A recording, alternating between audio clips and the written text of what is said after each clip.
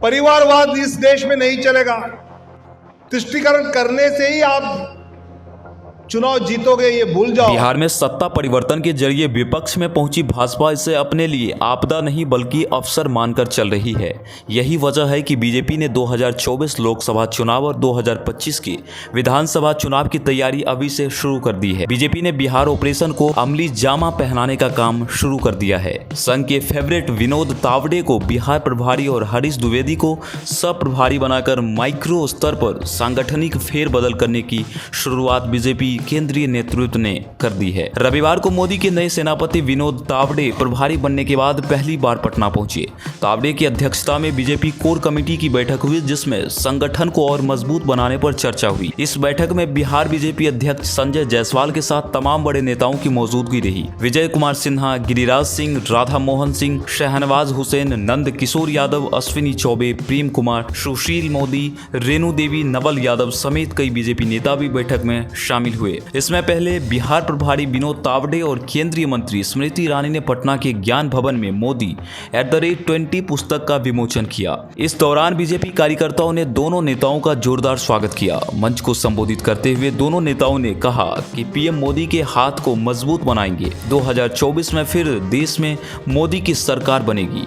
वहीं इस दौरान बीजेपी प्रभारी विनोद तावड़े ने परिवारवाद के साथ ही बेगूसराय गोलीकांड का भी जिक्र किया। विनोद तावड़े ने कहा कि परिवारवाद इस देश में नहीं चलेगा। तुष्टीकरण करने से चुनाव जीतोगे, ये भूल जाओ। के बारे में हम चर्चा कर रहे हैं और मुझे याद है पहली बार जब मोदी जी पटना आए थे, पूरा देश उनको नेतृत्व सौंपने के लिए तैयार था।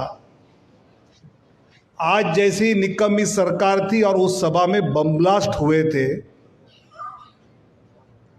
और मोदी जी को बिहार ने स्वीकार किया, उनका नेतृत्व देश ने स्वीकार किया। उस समय जो सरकार थी वही सरकार अभी है, बेगूसराय में वही हो रहा है और इसको बदलने की अपेक्षा बिहार की जनता यहाँ बैठे हुए नेताओं से कर रही है, यहाँ बैठे कार्यकर्ताओं से। परिवारवाद इस देश में नहीं चलेगा। तुष्टीकरण करने से ही आप चुनाव जीतोगे, ये भूल जाओ।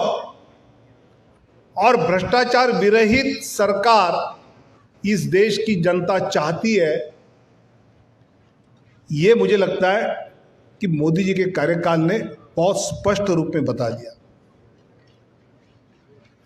कि एक नेता उस परिवार की पार्टी, वो परिवार की पार्टी परिवार के हित में पार्टी के निर्णय करती रहेगी या किसी तुष्टीकरण को करते हुए हम वोट प्राप्त करेंगे। अनेक योजनाओं का जिक्र शुरू में किताब की जानकारी देते समय हमको बताया गया।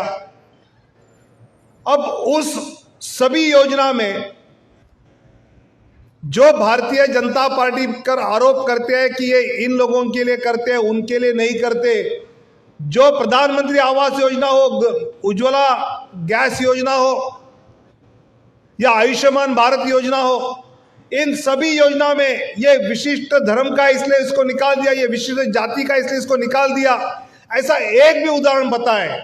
सबका साथ सबका विकास इस कल्पना से मोदी जी ने सभी योजनाएं लागू की। डॉक्टर एपीजे अब्दुल कलाम कहते थे कि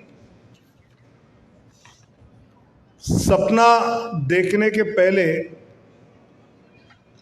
वो सपना सच कैसे करे, इसका सपना देखो। और मुझे लगता है कि आदरणीय प्रधानमंत्री मोदी जी एक ऐसा नेतृत्व हम सबको मिला है